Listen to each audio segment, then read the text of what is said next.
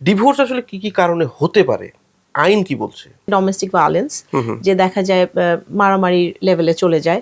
দ্বিতীয়ত কারণ হতে পারে যে অত্যধিক মদ্যপান, ড্রাগ অ্যাডিকশন থেকে হতে পারে।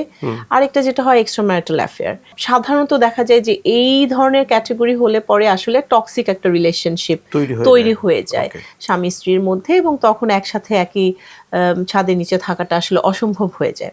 কোনো এক পক্ষ যদি মনে করে যে বিবাহটা ভাঙতে চাচ্ছেন না, উনি চাচ্ছেন যে আরেকটু সময় দিয়ে দেখতে চান, তাহলে দেনমোহরের কি হবে, মেইনটেনেন্সের ব্যাপারটা কি হবে, সন্তান তাহলে কার কাছে থাকবে, সন্তানের ভরণ পোষণ তাহলে কে দেবে। হ্যাঁ, ওগুলার জন্য আবার তখন দেখা যায় যে পারিবারিক আদালতে গিয়ে যে যারা স্ত্রী আছেন তারা হচ্ছে খরপোশের বা মেইনটেনেন্সের একটা অ্যাপ্লিকেশন করেন। একটা ফ্যামিলি কোর্টে যদি আমাদের ওয়ান স্টপ মলের মতো একটা জায়গা থাকতো, যে ওয়ান স্টপ সলিউশন, হ্যাঁ, যে কোর্টেই যাবে না, আমাদের দেশে এটা একদমই নেই। এটা হচ্ছে যদি এরকম হতো যে হ্যাঁ কোর্টেই যাবে, কোর্টেই ডিভোর্স হবে, সেখানেই এই ডিসিশনগুলো সেটেল হয়ে যাবে, তাহলে একটা জায়গা থেকে ওনারা সব সমাধান নিয়ে বের হয়ে আসতে পারতেন।